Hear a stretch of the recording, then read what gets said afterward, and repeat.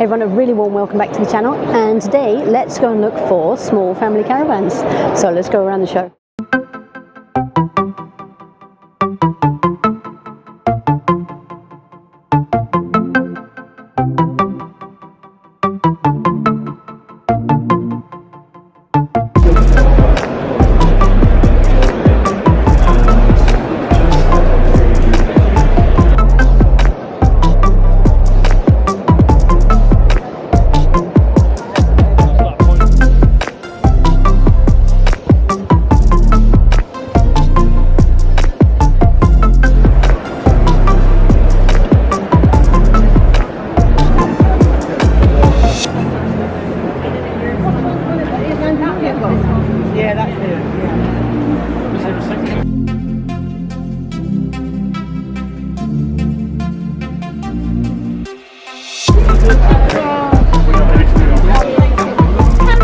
There you go.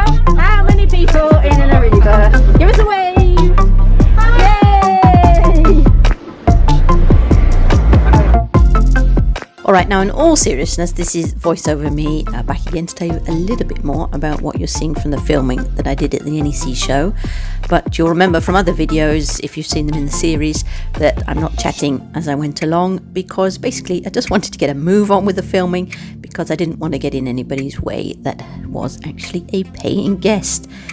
And being me, I always think of a million other things that I want to share with you after the event. So hopefully voiceover me is much more effective. Anyway, this is an Arriba Ocean Drive if you've not come across one before. And of course there's the Rockabilly as well, which is another special edition, but instead of blue and cream, it's red and cream, red and white. These are sold as 3 berths, but you can actually buy a bunk for the front, which is a slot-in kit, so that gives a nice solid bunk. So all in all, a pretty solid and well-engineered and safe bunk solution for little ones. But I can assure you there is absolutely no way I would want to be living in here with my hulking great teens, so probably a bit too much in terms of families with older children. I did consider one of these when we were looking for our caravan solution because of course the styling is just fantastic if you love that slightly retro look, and it's all very cozy in here. But if you're a family of 4, compared to UK manufactured caravans, which tend to be a lot larger, then you probably want to think of it more in the continental way of doing things. So think of it as a base with some sleeping space, and then expect to be outside a lot more. So in the UK weather, that means probably having an awning up quite a lot, and perhaps if you've got older ones, they'd prefer to sleep in annexes to the awning anyway, to give them a little bit more space. So of course that all adds to the hassle factor once you're on site, but in terms of towing, it's much easier because it's a very small box, follows the car much more closely, and these things are nice and low to the ground and exceptionally aerodynamic. So what you lose in hassle on the road, you gain in hassle in setting up if you're a family of 4 or more. But, and here's the really brilliant bit about Arribas and a few other continental caravans as well, particularly German ones, you can upgrade your chassis, and that's not just a paper exercise, that actually means a beefier chassis. So obviously you have to be ordering from new to make that happen. Now the beefier chassis does of course weigh a little bit more. I think it's something like an extra 10 kilograms of actual weight, but of course you're upgrading by 100 kilograms, so you end up with 90 kilograms of extra payload at each upgrade. And it's a very expensive upgrade, something like £400 per 100 kilogram upgrade. Just think a little bit about what your long-term plan for it is and whether you actually need all of that payload or not before shelling out all of that cash. And talking about cold hard cash, this one was shown here at a touch over £28,000. Very big money for such a small thing. Unlike UK caravans, they do come with a long list of options.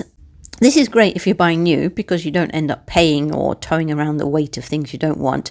But do bear in mind that whatever you add obviously is quite costly and also adds weight. Especially if you're trying to compare with UK manufactured caravans, make sure you're comparing like with like.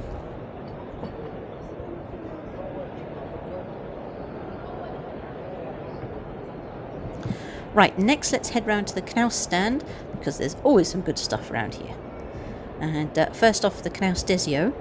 This is more like a luxury gear trailer that converts into double bunk beds, so not quite a sort of caravan in the conventional sense. And as you saw, this is also 30 grams worth of mini twin axle. So it has a payload of 250 kilograms and an empty PLM of 1500 kilos. I'm sure that's probably upgradable, especially as it can carry 2 motorbikes in the back here.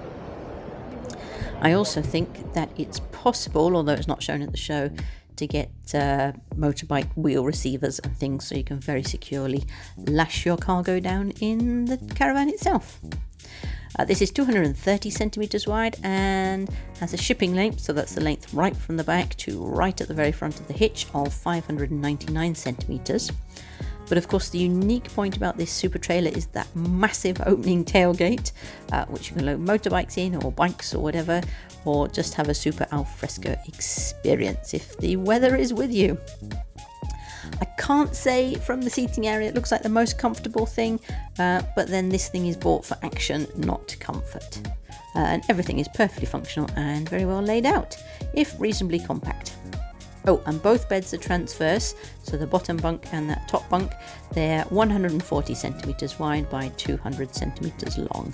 So very comfortable, although whomever is sleeping next to the tailgate end will have to climb over the other person if they want to get out in the night.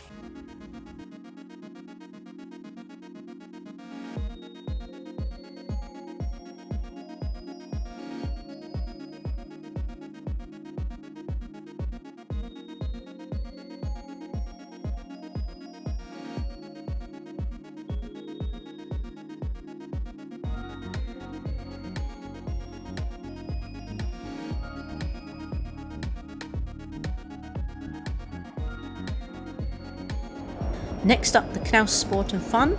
This has a total shipping length of 625 centimeters and weighs in at 1400 kilograms, including another generous 244 kilograms payload. Although remember, of course, optional extras like the very useful slide-out shower tray extension will cut into that payload. Price-wise, it's listed as from 24,000, but a few bits will need to be added as optional extras, like that extra slide-out large shower tray I mentioned. Also, this one here is the black edition. Usually they're white, blue and green, I think.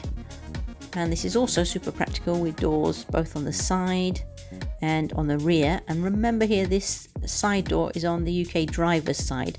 So on some sides you might prefer to pitch nose in. Well, your neighbours, I'm sure, will certainly appreciate it if you pitch nose in, even if the wardens don't mind. I've got a door on this side and the wardens tend to be perfectly sensible about it. But other people have tutted at us in the past if they've come and parked next to us facing the wrong way.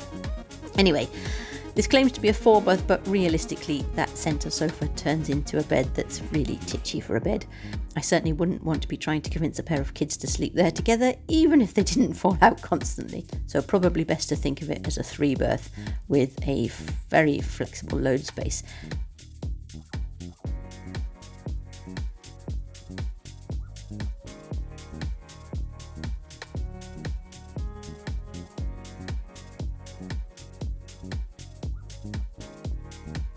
Next up, the Tab 400. This one is the Mexican Sunset, I think it's called, or possibly orange. Cameron from Not Another White Box channel loves it because it's orange, whereas Ian from the Love of Caravans channel is completely bemused by it, also because it's orange. So does orange do it for you? Let's take a look inside. And don't worry, they also come in very cool, calm silver and black. And apparently it starts from £22,000, which in today's market sounds like a bit of an understatement, although quite a bargain, I think.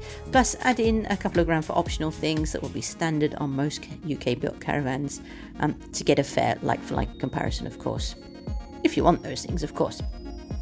It's again only a 3-berth and there doesn't appear to be an option for a bunk. So only practical if you've got a small family, or if you don't mind having a small caravan and always using an awning, for example, and you could have 1 or 2 people sleep out in the awning, which will be an absolute pain for 1 or 2 night stays and will probably restrict you a bit in winter. Do also bear in mind that because of the unusual shape of this caravan, then you will be tied to bespoke only awning. So make sure you're fully aware of all of that lot if you are considering one of these. So this is the CaraOne 400 LK, and look at that price, £17,000. Compared to everything else we've seen, that is amazing.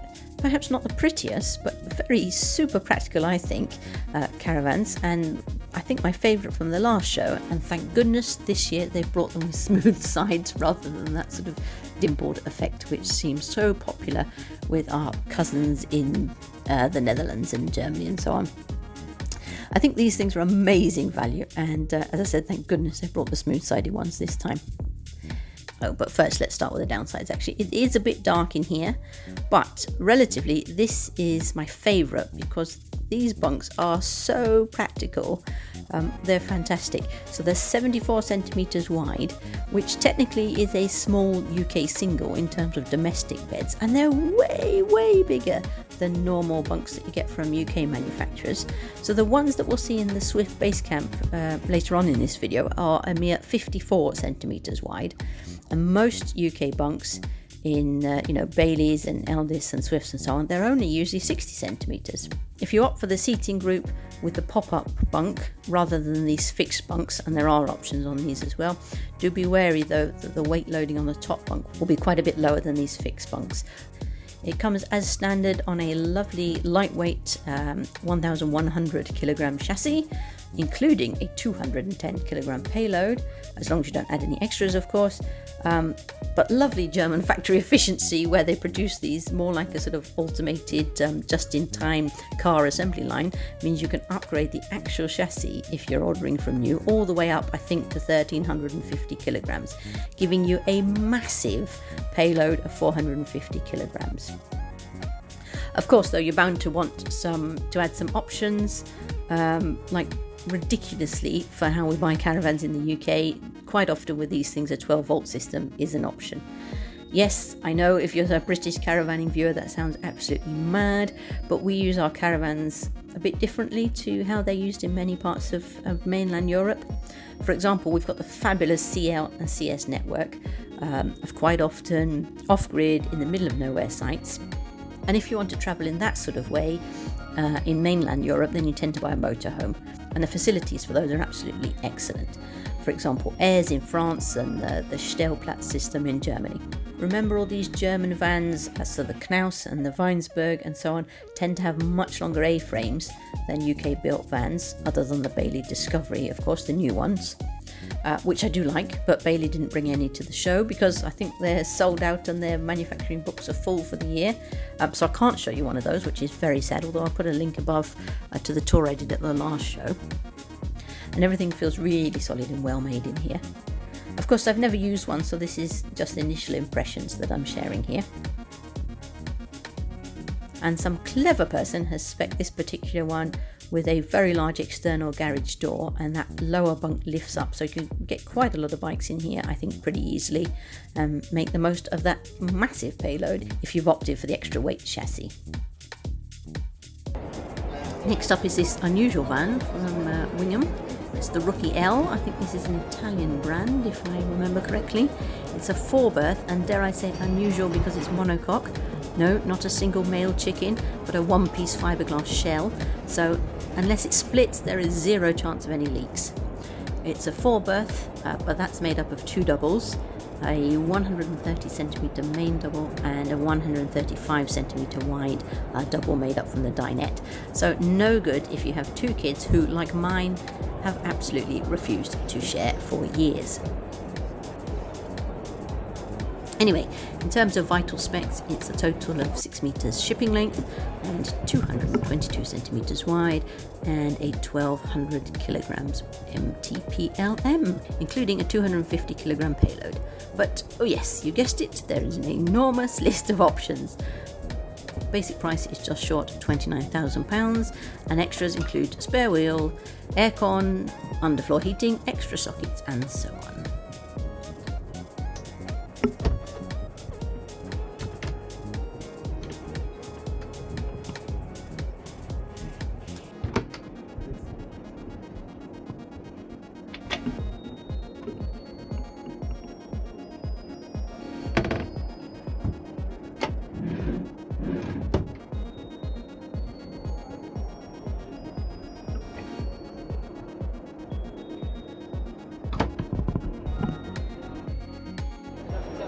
Okay, and now we turn to the first of the UK manufactured vans on my list, this excellent little Elddis 304.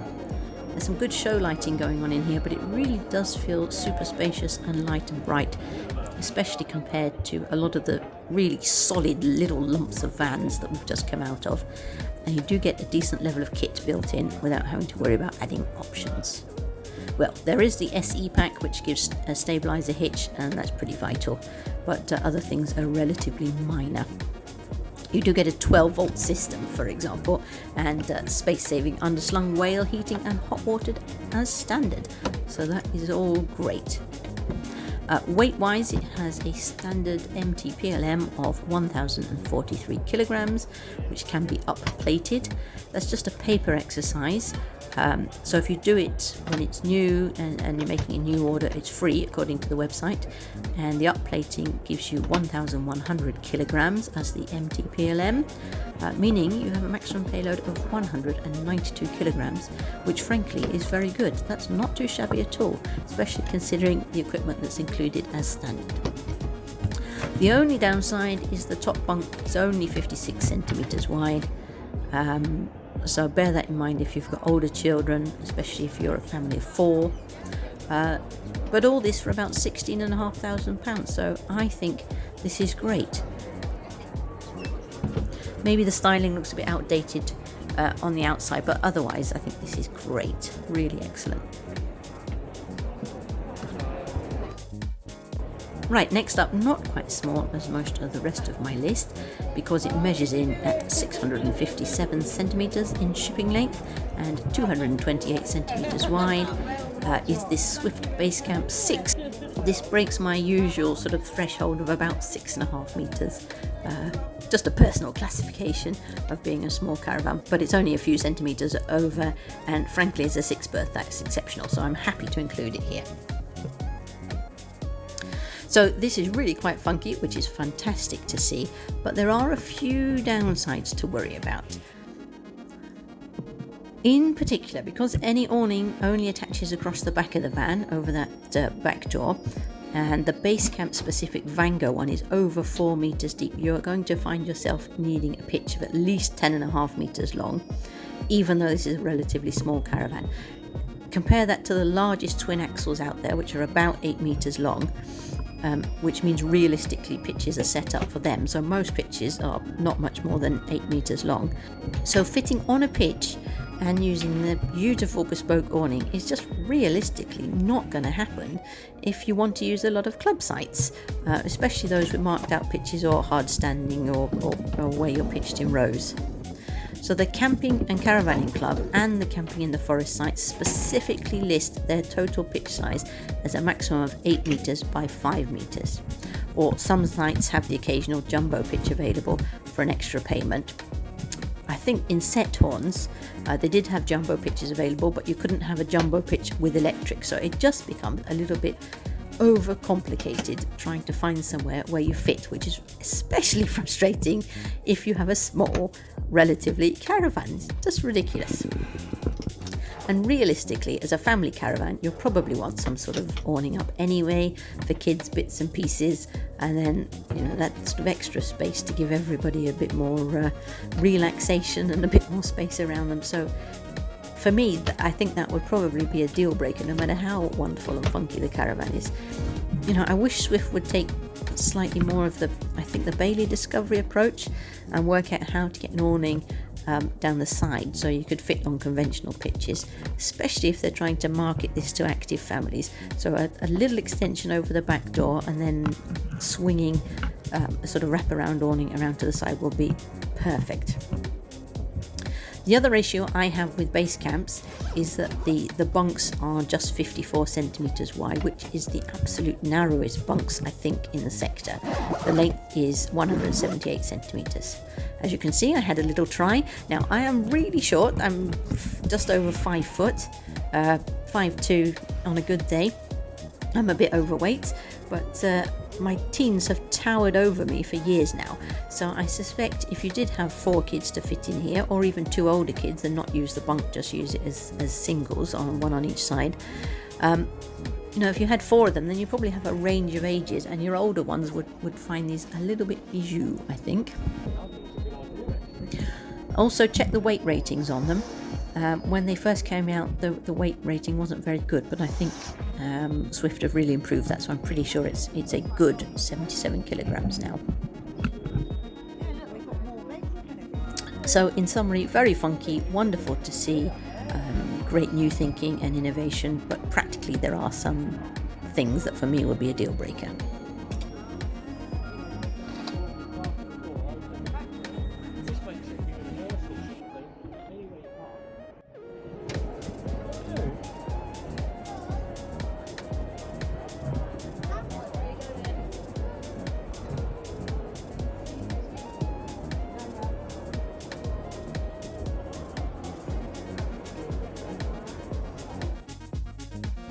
Next up is the silver range of hard-sided pop-top caravans. These are made by Trigano.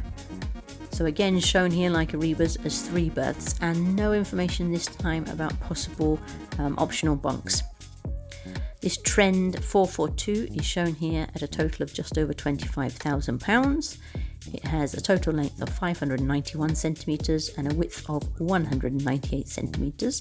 And the very cunning thing about these French-built caravans by Trigano is that if you use a lot of French toll roads, you will get charged differently for your trailer depending on how tall it is. And the cutoff is 2 metres. And those very clever people at Trigano have designed these silver caravans so that when the roof is down and you're in travel mode, the caravan has a total height of 199 centimetres, meaning that either you're free or you're charged as just a small lightweight trailer on those French toll roads. Very clever folks at Trigano.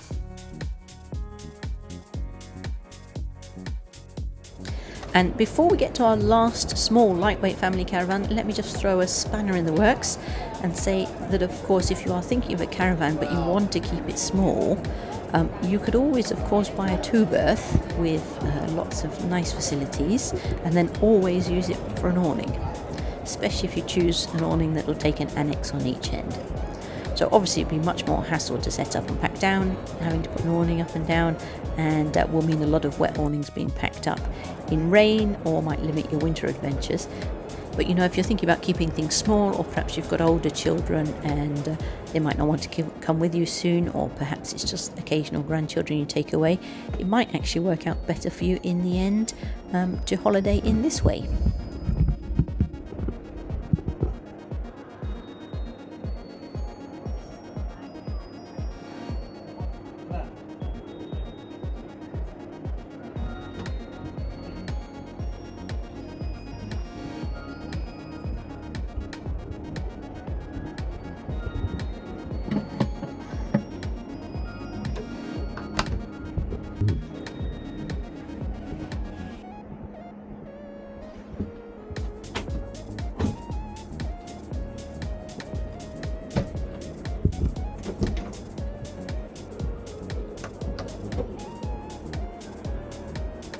So last on the list of small caravans on show, at the show, are these Freedom Carpentos. I filmed the 4 and the 5 berths, although there was also a 3 berth on show. And this was the thing that I came to the show to see because of that shape. I mean, look at that wraparound front window. It's completely amazing, isn't it? It reminds me of the Airstream base camps that are available in the US, but not over here in Europe. Lots of things, again, are optional, like hot water and heating. But again, it will really eat into that payload, which is considerably lower on the 750 kilogram 4-berth version. And of course, that will bump up the price quite significantly, which is already £21,500. If you're not that desperate for lightweight, my personal favourite was definitely the 1000 kilogram 5-berth version, because the bed sizes are amazing. The bottom bunk here is 120 centimetres wide at one end and 90 at the other, which is why it's claimed to be a 2-berth bed. And then the top bunk is 90 centimetres wide, so an absolute full domestic single.